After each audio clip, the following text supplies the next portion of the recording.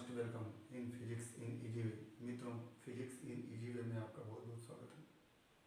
मित्रों, पिछले video clip में हमने न्यूटन के गति विषयक नियम तथा संवेग चैप्टर से संबंधित तथ्यों को दिया था।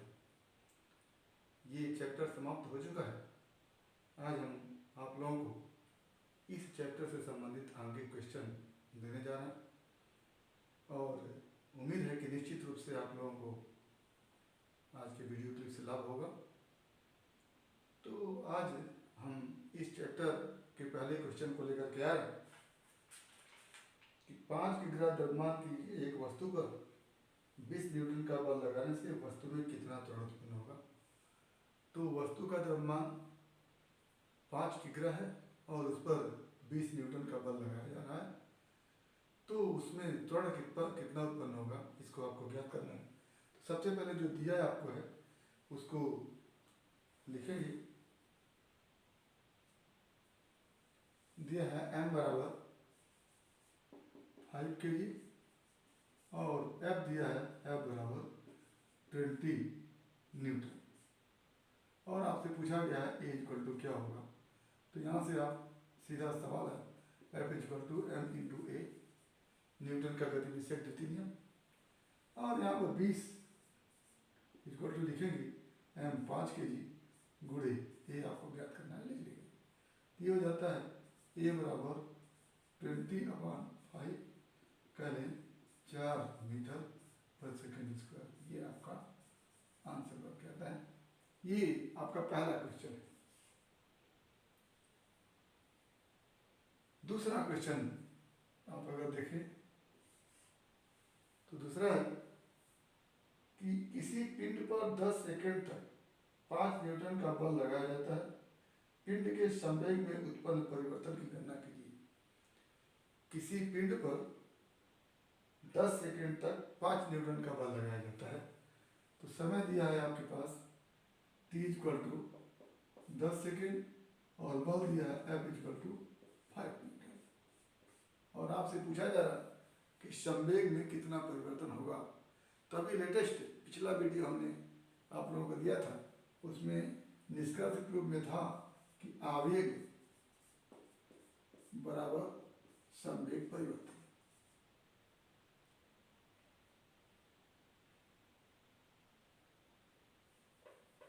आवेग बराबर संवेग परिवर्तन। तो आपसे पूछा गया है कि उसके संवेग में कितना परिवर्तन होगा। ये संवेग में परिवर्तन पूछा गया है और आप जानते हैं कि आवेग बराबर संवेग परिवर्तन होता है। तो आवेग को आप लिखते हैं आवेग बराबर F इंटू टी। तो लिखेंगे सिंस J आवेग equal to F into T होता है और ये J इक्वल टू हो जाएगा संवेग परिवर्तन। संवेग परिवर्तन। तो F का मान आपके पास है 5 न्यूटन और T का मान आपके पास है 10 सेकेंड और ये हो जाता है 50। संवेग परिवर्तन का या संवेग का जो मात्रक होता है वो होता है किलोग्राम किग्रा मीटर प्रति सेकेंड। ये आपका दूसरा सवाल है। यहाँ पर आपके पास दिया गया था कि 10 सेकंड तक 5 न्यूटन का बल लग रहा है, तो वस्तु के संवेग में क्या परिवर्तन होगा। तो आप जानते हैं आवेग बराबर संवेग परिवर्तन होता है और आवेग के लिए आप F इंटू टी लिखते हैं। तो F into T equal to संवेग परिवर्तन हो जाता है और F का मान 5 है, T का मान 10 है, तो दोनों का गुणा करके निकालेंगे तो हो जाता है 50 किग्रा मीटर पर सेकेंड। ये संवेग परिवर्तन हो जाता है। तो ये आपका दूसरा सवाल है। आइए तीसरा सवाल देखते हैं। ये आंसर हो गया दूसरे का। तीसरा सवाल आपके पास है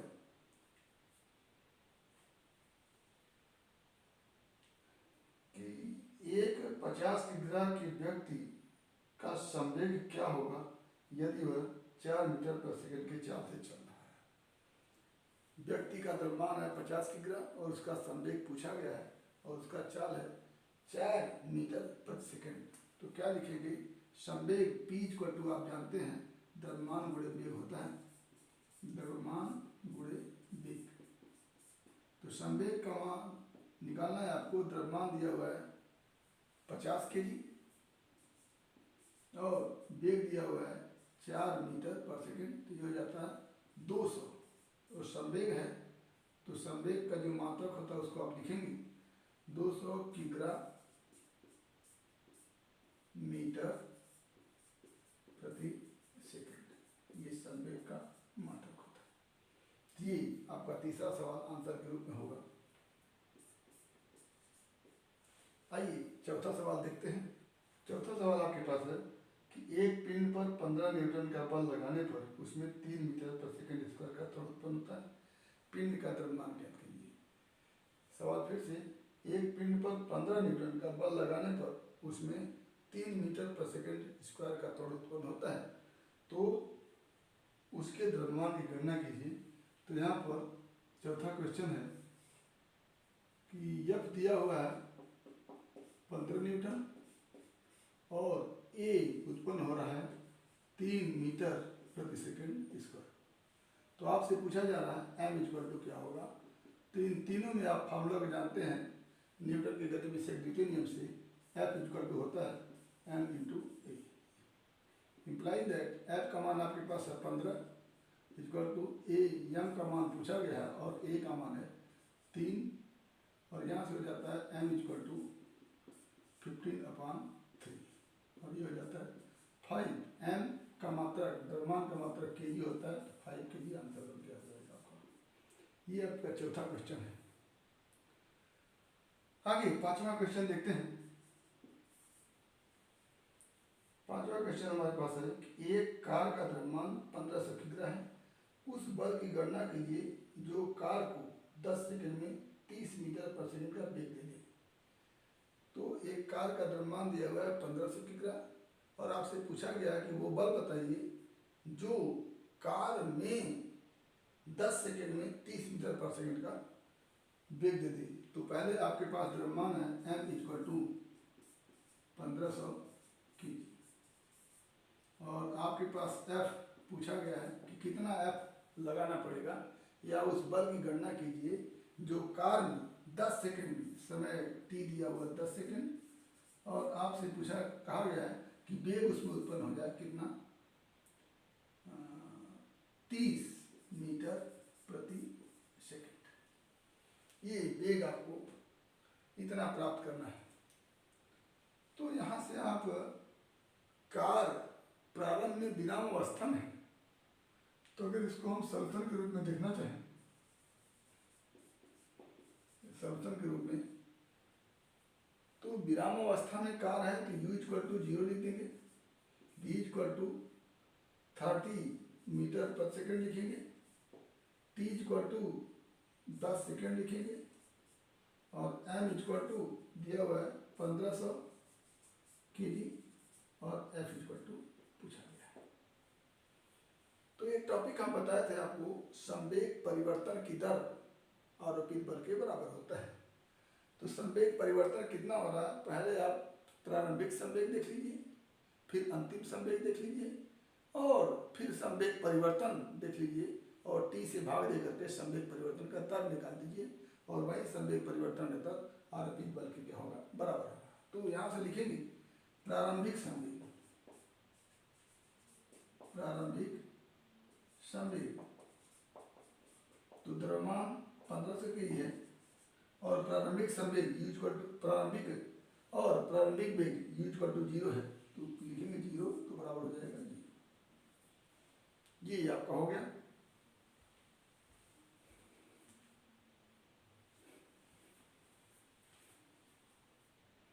और आगे अंतिम संवेग,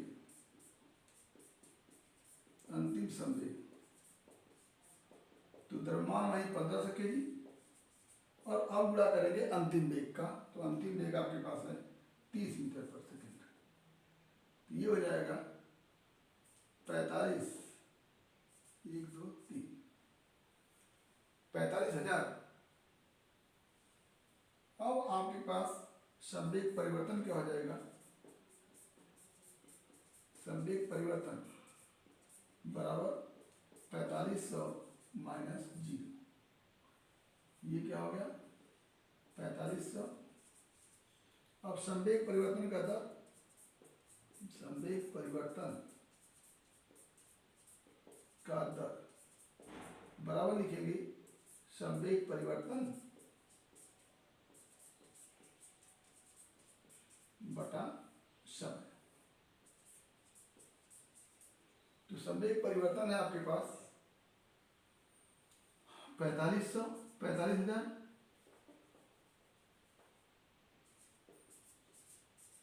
और समय है 10 सेकेंड। तो ये हो जाता है 4500। और आप जानते हैं कि संवेग परिवर्तन का दर किसके बराबर होता है, बल के बराबर होता है। तो यही हो जाएगा आरोपित बल, ये आरोपित बल F इक्वल टू संवेग परिवर्तन का दर। संवेग परिवर्तन का दर यानी F इक्वल टू संवेग परिवर्तन का दर आप निकाल चुके हैं 4500, ये हो जाएगा न्यूटन आंसर। तो ये आपका आंसर हो गया। कि 5वां क्वेश्चन था, आपको द्रव्यमान दिया गया था, F निकालना था, समय t दिया गया था और कहा गया था कि कितने समय में ये कितने बल आरोपित किया जाए कि वेग इसका 30 मीटर पर सेकंड हो जाए। तो चूंकि कार विराम अवस्था में है तो यहाँ पर u इक्वल टू 0 हो जाएगा, v इक्वल टू 30 मीटर पर सेकंड हो जाएगा और समय t इक्वल टू 10 सेकंड है, यम द्रव्यमान 1500 केजी है। तो ऐसी स्थिति में प्रारंभिक समय निकाल लेते हैं, अंतिम समय निकाल लेते हैं, संवेग परिवर्तन निकाल लेते हैं और संवेग परिवर्तन का दर निकाल लेते हैं। और वहीं संवेग परिवर्तन का दर किसके बराबर होता है, आरोपित बल के बराबर होता है। तो हमारा आंसर इस तरह से 4500 न्यूटन बन के आता है। अगला सवाल हम देखते हैं। अगला सवाल अच्छा है आपके पास है,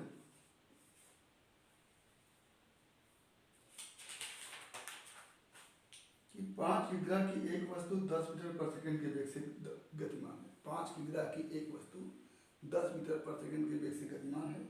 इसे रोकने के लिए 20 न्यूटन का बल लगाया जाता है। इसे रोकने के लिए 20 न्यूटन का बल लगाया जाता है।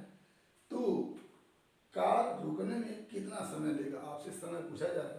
तो पहले तो आप देखिए 5 विग्रह की वस्तु है तो द्रव्यमान कितना m इक्वल टू 5 kg है और यह गतिमान है 10 मीटर पर सेकंड के वेग से। प्रारंभिक वेग इसका कितना है 10 मीटर प्रति सेकंड और अंत में बल लगा करके उसको रोकना है तो रुक जाएगी तो उसका वेग कितना हो जाएगा 0 मीटर प्रति सेकंड। ये भी हो गया।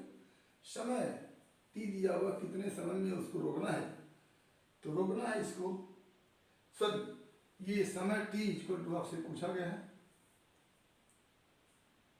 और बल लगा है 20 न्यूटन का, F इक्वल टू 20 न्यूटन। तो आपके पास F है, M है, U है, V है, T निकालना है। तो यहां से एक फार्मूला आपके पास संवेग परिवर्तन की दर, संवेग परिवर्तन की दर बराबर आरोपित बल, आरोपित बल ये। और अगर इसको मैथमेटिकल रूप से लिखना चाहें तो delta P upon T equal to F। Delta P का मतलब P1 difference P2 by T equal to F। और यहाँ से P1 संवेग है तो क्या लिखेंगे M U माइनस ये sorry MU difference M V by T equal to F। और M का मान आपके पास है 5 kg, U का मान है 10 मीटर पर सेकेंड माइनस फिर M का मान है 5 kg और V का मान है 0 और बटा समय है 10। समय t इक्वल टू पूछा गया है और F इक्वल टू दिया हुआ है 20 न्यूटन। तो यहाँ से आप निकाल सकते हैं 5 10 जा 50 माइनस 0 हो जाएगा इक्वल टू 20 इंटू टी। तो t का मान हो जाएगा ये 50 ही रहेगा अपॉन 20 इक्वल टू 2.5, टी समय है इसको लिख देते हैं सेकेंड। ये आंसर बन के आता है आपका छठे क्वेश्चन का। तो इस तरह से इसको करेंगे। यहाँ ये डिफरेंस बताता है, डिफरेंस का मतलब होता है कि जो ज़्यादा है उसमें से कम को माइनस कर देना। तो यहाँ पर 50 ज़्यादा है, ये 0 कम है, तो 50 में से 0 क्या करेंगे, माइनस कर देंगे। तो M V minus M U या M U minus M V करके आप टी से भाग दे करके संवेग परिवर्तन का दर आरोपित बल के बराबर कर लेंगे। तो ये आपका आंसर बन जाएगा 2.5 सेकेंड। अगला 7वां सवाल है आपके पास कि विरामावस्था से गतिशील होकर किसी वस्तु का त्वरण 8 मीटर पर सेकेंड स्क्वायर हो जाता है। कोई वस्तु विरामावस्था है, उसके बाद गतिशील होकर के उसका त्वरण 8 मीटर पर सेकेंड स्क्वायर हो जाता है। वस्तु द्वारा 1 सेकेंड में तय की गई दूरी ज्ञात कीजिए। तो आपके पास त्वरण ये दिया हुआ है, ये बराबर 8 मीटर पर सेकेंड स्क्वायर, और समय t इक्वल टू दिया हुआ है 1 सेकेंड। अब आपसे पूछा जा रहा है s इक्वल टू 1 और विरामावस्था से चल रही है, इसलिए u इक्वल टू क्या हो जाएगा 0। तो यहाँ पर ये गति का द्वितीय समीकरण अगर आप लगाएं तो यहाँ पर लिखेंगे s equal to U T plus half A T square, और यहाँ से हो जाता है u 0 into T 1 plus half A into 8 into T 1 का स्क्वायर, और यहाँ से हो जाता है ये 0 हो गया और ये बचा 2 4 जा 8 और 4 1 का स्क्वायर 1 होगा, तो 4 इंटू 1 करेंगे तो ये हो जाएगा 4 मीटर पर 4 मीटर। ये आपसे दूरी पूछी गई तो दूरी का मात्रा मीटर होता है, तो 4 मीटर आ गया। तो ये आपका सवाल है 7वां। आगे 8वां सवाल देखते हैं। 8वां सवाल आपके सामने 10 किग्रा तथा 20 किग्रा द्रव्यमान के दो पिंड 40 मीटर पर सेकेंड तथा 50 मीटर पर सेकेंड के वेग से एक दूसरे की ओर आ रहे हैं। क्रमशः यदि वे टकरा कर जुड़ जाए तो संयुक्त पिंड का किस वेग से गति करेगा। यानी सवाल एक बार फिर से सुनिए। 10 किग्रा तथा 20 किग्रा द्रव्यमान के दो पिंड क्रमशः 40 मीटर पर सेकेंड तथा 50 मीटर पर सेकेंड के वेग से एक दूसरे की ओर आ रहे हैं। यदि वे टकरा कर जुड़ जाए तो संयुक्त पिंड का किस वेग से गति करेगा। तो आपके पास एक द्रव्यमान है m1 इक्वल टू 10 के जी, m1 इक्वल टू 10 के जी, और m2 इक्वल टू आपके पास है 20 के जी, और ये एक दूसरे की ओर ये 10 के जी का है और ये 20 के जी का है, 20 के जी का, ये एक दूसरे की ओर आ रहा है, ये इधर की तरफ आ रहा है और ये इधर की तरफ आ रहा है, और टकराने के बाद ये क्या होते हैं, जुड़ जाते हैं। ये 10 के जी और ये 20 के जी, ये आपस में क्या होते हैं, जुड़ जाते हैं। तो जुड़ने के बाद इनका वेग क्या होगा, इसको आपको निकालना है। तो पहला जो है 40 मीटर पर सेकेंड के वेग से ये u1 प्रारंभिक वेग क्या हो गया 40 मीटर प्रति सेकेंड, और ये 50 मीटर पर सेकेंड, 50 मीटर प्रति सेकेंड। और जुड़ने के बाद भी का मान पूछा जाएगा, क्योंकि जुड़ेंगे तो दोनों एक ही पिंड हो जाएंगे, तो ऐसी स्थिति में उनका वेग एक भी मान लेते हैं, भी इक्वल टू पूछा जा रहा है।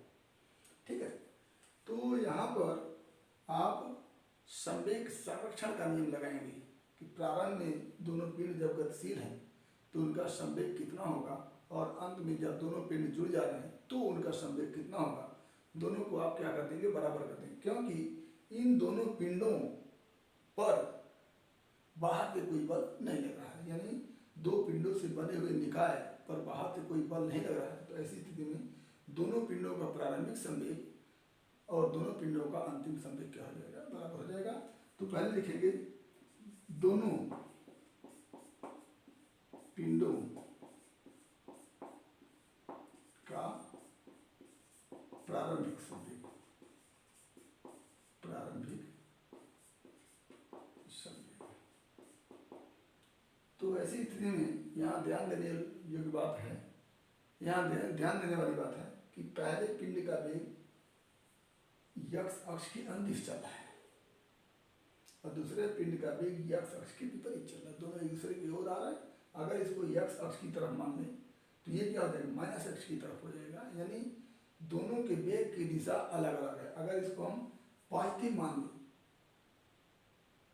सर ये 40 मीटर पर सेकेंड है, ये 40 मीटर पर सेकेंड है, तो इसको हम अगर पॉजिटिव मान लेते हैं तो ये क्या हो जाएगा, निगेटिव हो जाएगा। पहला पिंड 40 किलोमीटर पर सेकेंड, सर पहला पिंड 40 मीटर पर सेकेंड के वेग से आगे की तरफ चल रहा हो और दूसरा पिंड पीछे की तरफ चला आ रहा हो 50 मीटर पर सेकेंड से, तो ये अगर इसको हम प्लस माने तो इसको क्या मानेंगे, माइनस मानेंगे। तो ऐसी स्थिति में दोनों का संवेग क्या हो जाएगा मिल करके, दोनों पिंडों का।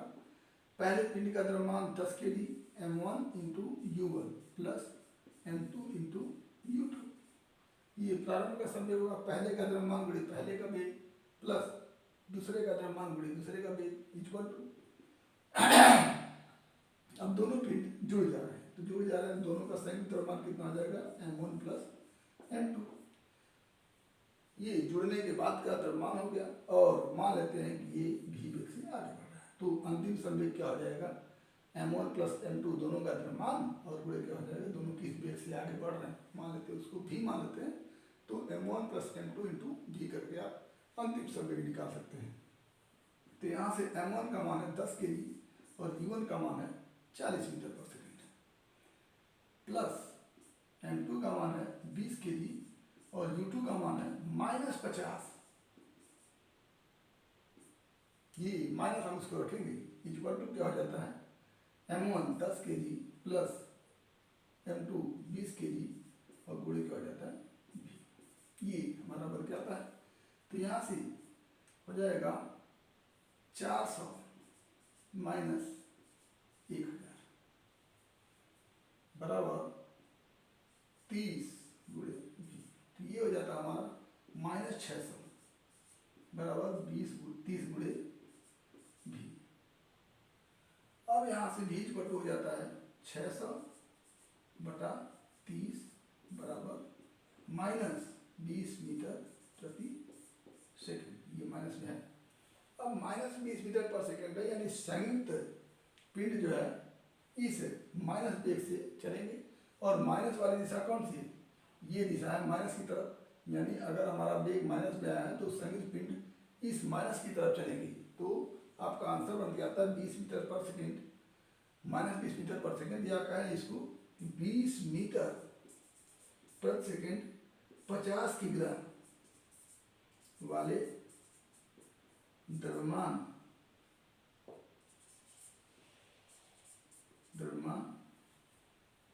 की गति की तरफ, मतलब जिस तरफ 20 किग्रा का द्रव्यमान चल रहा था उसी तरफ ये दोनों संयुक्त द्रव्यमान चलेंगे, क्योंकि आंसर में हमारा -20 आया है और हम माइनस दिशा 20 kg वाले द्रव्यमान की दिशा को माने हैं। तो यहाँ पर हमारा आ जाएगा 20 मीटर पर सेकेंड 50 kg वाले द्रव्यमान की गति की तरफ या गति की दिशा में। तो ये हमारा हो जाता है 8वां क्वेश्चन। 9वां क्वेश्चन आपके सामने है कि 400 मीटर पर सेकेंड की चाल से चलती हुई एक गोली बालू की थैली में धंसकर उसी में रह जाती है। एक गोली है, ये बालू की थैली में इस तरह से थैली बना हुआ है, इसमें एक गोली आती है,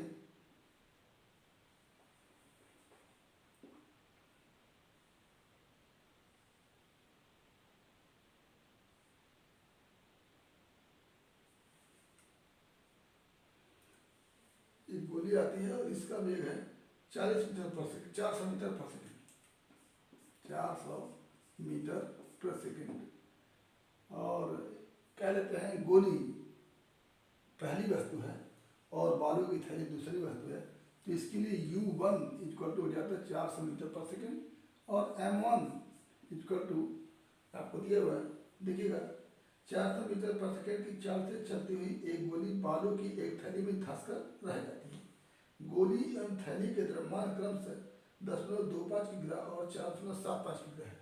तो इसका द्रव्यमान 0.25 kg और इसका द्रव्यमान है m2 इक्वल टू 4.75 के ई, और इसका वेग u2 इक्वल टू 0 है।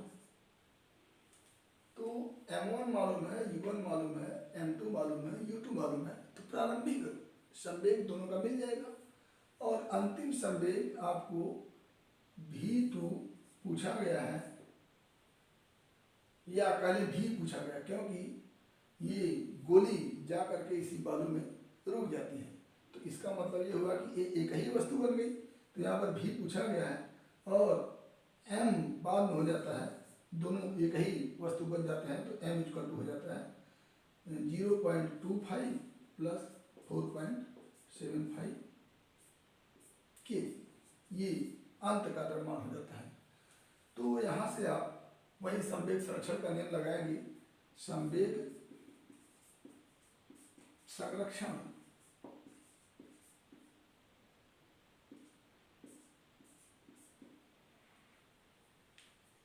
के नियमानुसार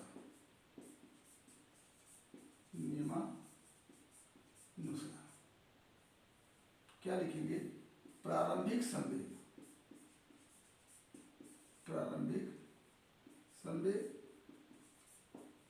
बराबर अंतिम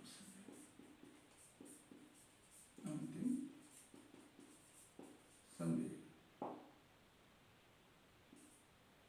या यहाँ पर निकाय का लिख दीजिए, निकाय का प्रारंभिक संवेग, क्योंकि ये दो वस्तुओं का निकाय है, एक वस्तु गोली है, दूसरी वस्तु बालू से भरी हुई थैली है।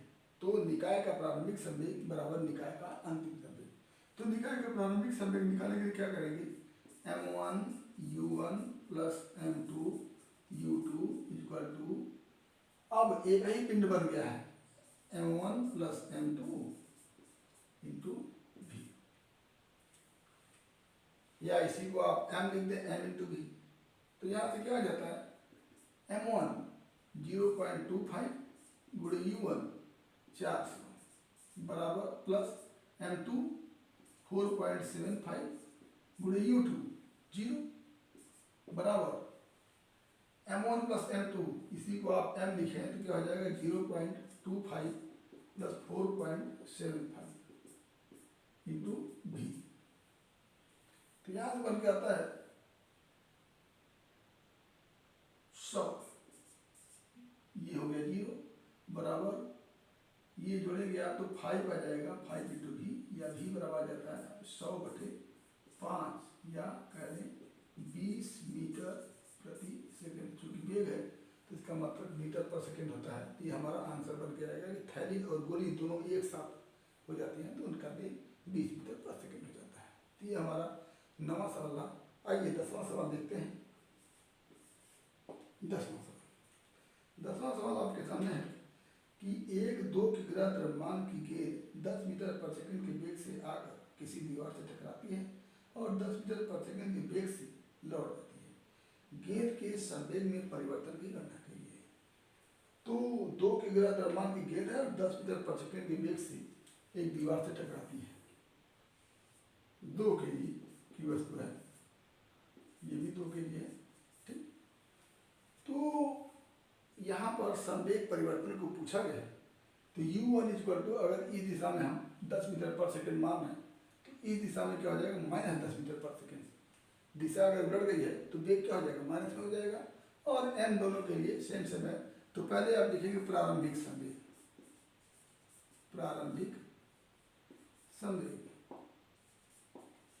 बराबर m2 गुणे u 10 बराबर 20 kg मीटर प्रति सेकंड।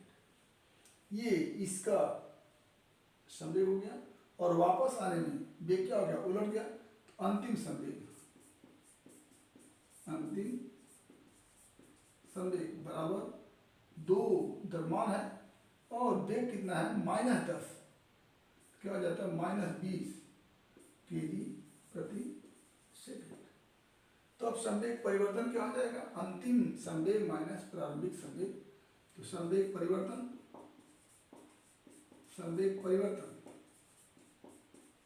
बराबर अंतिम संवेग डिफरेंस प्रारंभिक संवेग। प्रारंभिक संवेग और ये अंतिम संवेग आपका है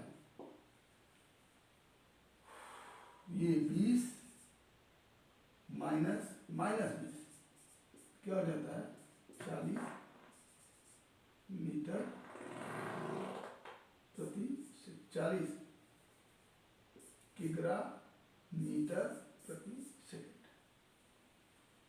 तो अंतिम संवेग डिफरेंस प्रारंभिक संवेग, इसका आशय होता है कि जो संवेग अधिक है उसमें से कम वाले संवेग को माइनस कर देना। तो अधिक संवेग ये है और कम वाला संवेग ये है, क्योंकि माइनस में है तो ये कम होगा ये अधिक होगा, तो 20 में से माइनस 20 घटा देंगे तो हो जाएगा 40 kg मीटर पर सेकंड। तो ये संवेग परिवर्तन हो गया। इसमें टेक्निकलिटी क्यों दिया है कि दिशा का निर्धारण हम कैसे करते हैं। अगर इस दिशा में जाने वाले को धनात्मक लेते हैं, इस दिशा में वेग को धनात्मक लेते हैं, तो इस दिशा में वेग को क्या लेंगे ऋणात्मक लेंगे। तो ऋणात्मक वेग के आधार पर अंतिम संवेग निकालेंगे और धनात्मक वेग के आधार पर प्रारंभिक संवेग निकालेंगे और दोनों संवेगों का क्या कर देंगे अंतर कर देंगे, या कह लेंगे जो ज़्यादा संवेग है उसमें से कम संवेग को क्या कर देंगे माइनस कर देंगे। तो जो हमारा आंसर आएगा वही क्या हो जाएगा संवेग परिवर्तन हो जाएगा। तो इस तरह से ये 10वां क्वेश्चन था। आइए 11वां क्वेश्चन देखते हैं। 11वां क्वेश्चन आपके पास है, उस बल की गणना कीजिए जो विराम अवस्था में रखी 0.5 किग्रा की गेंद को 2 सेकंड में 6 मीटर पर सेकंड का त्वरण प्रदान कर देती है। उस बल की गणना कीजिए जो विराम अवस्था में रखी 0.5 किग्रा की गेंद को 2 सेकंड में 6 मीटर पर सेकंड कर देती है। तो 0.5 किग्रा की वस्तु है,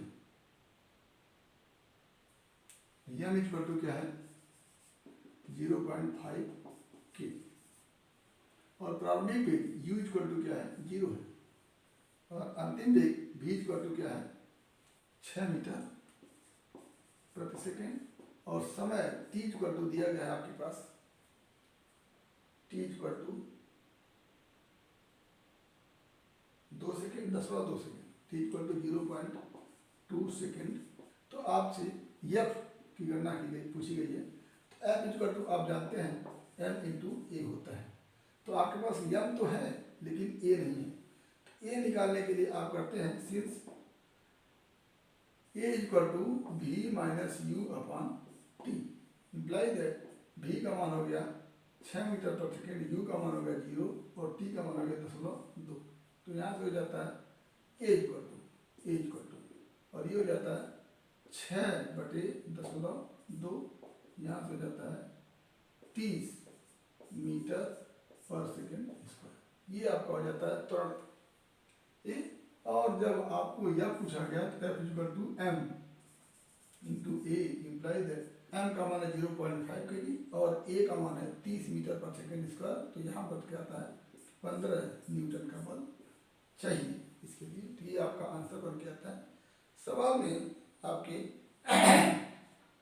6 मीटर पर सेकेंड का त्वरण न होकर के 6 मीटर पर सेकेंड का वेग उत्पन्न करते ये होना चाहिए।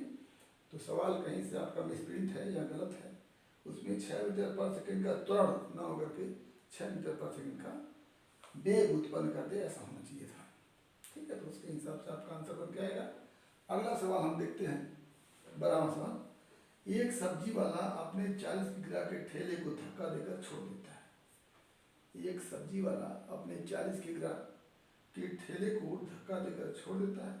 जब ठेला एक पेड़ के नीचे 3 मीटर पर सेकेंड के वेग से गुजरता है तो उस पर 20 किग्रा का एक बंदर कूद जाता है। ठेले का वेग अब कितना होगा।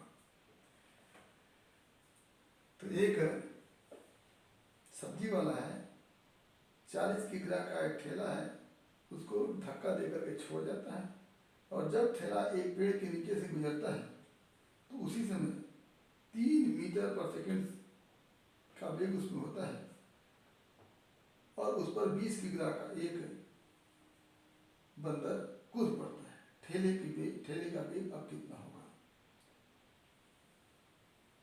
तो पहले तो ठेले का द्रव्यमान है, क्वेश्चन नंबर 12 है।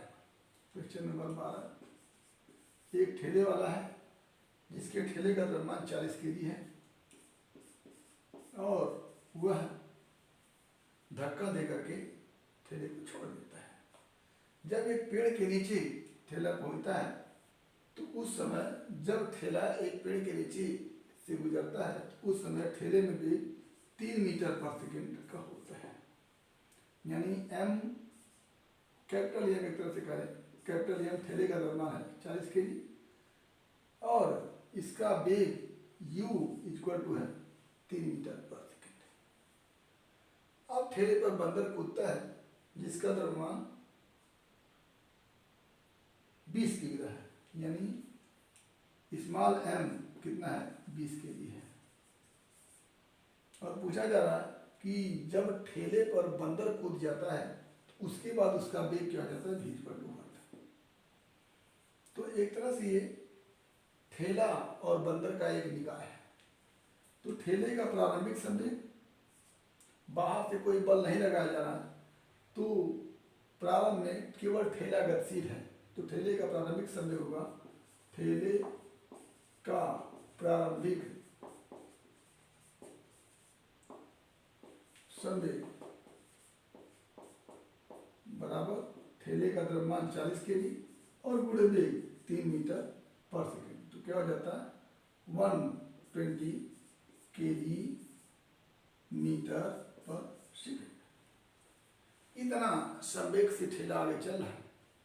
अब ठेले पर जब बंदर कूद जाता है तब एक तरह से क्रिया हो जाती है, उसके बाद संवेग जो होता है वो इस संवेग के बराबर हो जाता है। तो लिखेंगे ठेले प्लस बंदर का अंतिम संवेग, अंतिम संवेग ये हो जाता है ठेले प्लस बंदर का द्रव्यमान क्या हो जाता है 40 केजी प्लस 20 केजी। ठेले प्लस बंदर का द्रव्यमान गुणे वेग भी। आपसे यही वेग पूछा गया है कि जब बंदर कूद जाता है ठेले पर तो उसका वेग क्या होगा। तो प्रारंभिक संवेग ये है और अंतिम संवेग ये है। संवेग संरक्षण का नियम लगा करके प्रारंभिक संवेग और अंतिम संवेग क्या करेंगे, बराबर कर देंगे। तो लिखिए संवेग संरक्षण के नियमानुसार क्या हो जाता है, प्रारंभिक संवेग बराबर अंतिम संवेग, अंतिम संवेग। और ये हो जाता है प्रारंभिक संवेग है 120 और अंतिम संवेग है 40 प्लस 20, 40 प्लस 20 गुणे भी। और ये हो जाता है 120 बराबर 60 भी, या भी बराबर 120 बटा 60 और ये हो जाता है 2 मीटर प्रति सेकेंड आंसर हो जाता है। तो ये इस तरह से आप इस सवाल को करेंगे। आइए 13वां सवाल देखते हैं। 40 किलो का एक विस्फोटक है और वो 12 मीटर पर सेकेंड के वेग से जा रहा है और टक्कर के पश्चात विस्फोट होकर के 28 केजी और 12 किलो के 2 टुकड़े में बढ़ जाता है। यदि टक्कर के पश्चात बड़े टुकड़े का वेग 0 हो जाता है तो छोटे टुकड़े का वेग क्या होगा। तो प्रारंभ में जो विस्फोटक है ये 40 केजी का है और इसका वेग 12 मीटर पर सेकेंड है, यानी u1 इक्वल टू 12 मीटर पर सेकेंड और m1 इक्वल टू 40 केजी। और टक्कर के पश्चात 2 पार्ट में टूट जाता है। ये हो जाता है 12 केजी और ये हो जाता है 28 केजी। तो ये 28 केजी का वेग v1 इक्वल टू क्या हो जाता है 0, सॉरी v2 इक्वल टू क्या हो जाता है 0 और v1 इक्वल टू पूछा गया है क्या होगा। तो ये टक्कर के पहले, टक्कर या विस्फोट के पहले, विस्फोट के पूर्व और ये क्या विस्फोट के पश्चात, विस्फोट के पश्चात। तो बाहर से कोई बल नहीं लग रहा है, इसका मतलब विस्फोट के पूर्व का संवेग और विस्फोट के पश्चात का संवेग क्या हो जाएगा, बराबर हो जाएगा। तो विस्फोट के पूर्व का संवेग क्या हो जाएगा पूर्व का संवेग बराबर विस्फोट के पश्चात का संवेग, ये बराबर हो जाएंगे। तो ऐसी स्थिति में क्या हो जाएगा, m1 40 kg और गुणे v1 12 equal two plus m2 कुछ नहीं है, गुणे u2 भी कुछ नहीं है, m1 u1 m2 u2 बराबर m1 कितना है 12 kg और इसका वेग पूछा गया v1 प्लस m2 है 28 kg और इसका वेग v2 है 0। तो यहां से केवल एक ही वस्तु है, गोला है, तो ये पोर्शन क्या हो जाएगा, 0 हो जाएगा, कट जाएगा, क्या हो जाएगा 40 गुणे 12 बराबर 12 v1।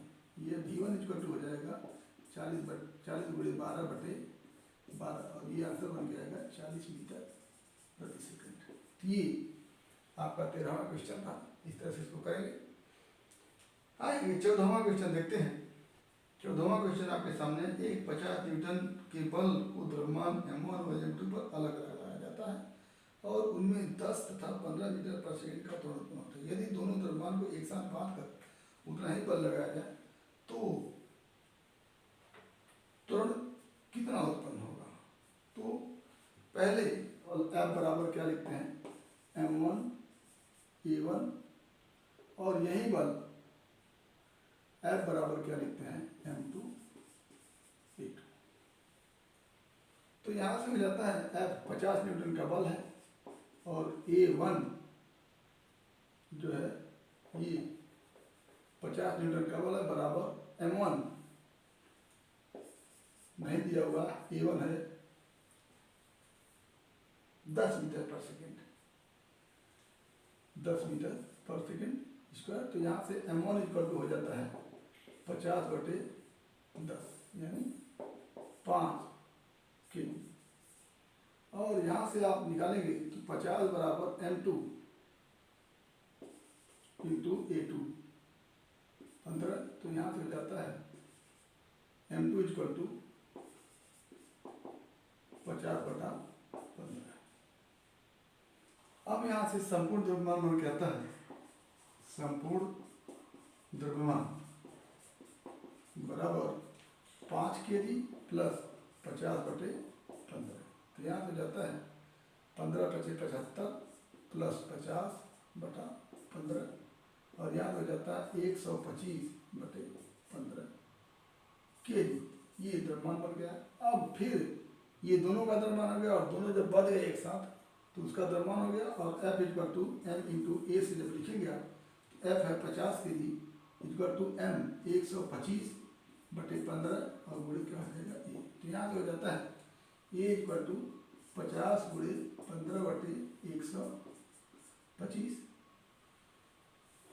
और ये 10 बार में ये 5 में 10 5 25 25 ये क्या हो जाता है 150 बटे 25 ये हो जाता है 6 मीटर प्रति सेकंड स्क्वायर। ये आंसर बन के आता है। तो पहले इस फार्मूले से m1 का मान निकाले और इस फार्मूले से m2 का मान निकाले और दोनों को बांध दिया जाता है। दोनों का द्रव्यमान हम क्या करेंगे, जोड़ देंगे, किया जाएगा। अब इन दोनों संयुक्त द्रव्यमान पर वही बल 50 न्यूटन का लग रहा है तो 50 न्यूटन बराबर इस संयुक्त द्रव्यमान गुणे ए और ए का मान आप निकाल के ले आते हैं। तो ये आज के आपके आंतरिक सवाल है। इसके बाद 15वां सवाल जो है बिल्कुल 13वें सवाल की तरह आप लोग प्रयास करेंगे। अगर कोई दिक्कत होगी तो उसको आप पूछेंगे। तो आज हमारा इस चैप्टर का सारे न्यूमेरिकल सवाल हो गए हैं। उम्मीद करते हैं कि आपको निश्चित रूप से लाभ होगा और ये वीडियो आपको पसंद आया होगा। यदि किसी प्रकार की कोई समस्या होगी तो आप हमारे YouTube चैनल के कमेंट बॉक्स में कमेंट करेंगे अथवा व्हाट्सएप नंबर पर कॉल करके अपनी समस्या का समाधान करेंगे। साथ ही यदि वीडियो क्लिप पसंद आया तो उसको लाइक करेंगे, शेयर करेंगे। साथ ही हमारे YouTube चैनल को सब्सक्राइब करेंगे ताकि इस तरह के वीडियो क्लिप का नोटिफिकेशन आपको मिलता रहे और आपके फिजिक्स की मुकम्मल तैयारी होती रहे। तो आज बस इतना ही। आगे आपके भविष्य के लिए एक बार फिर बेस्ट ऑफ लक। धन्यवाद।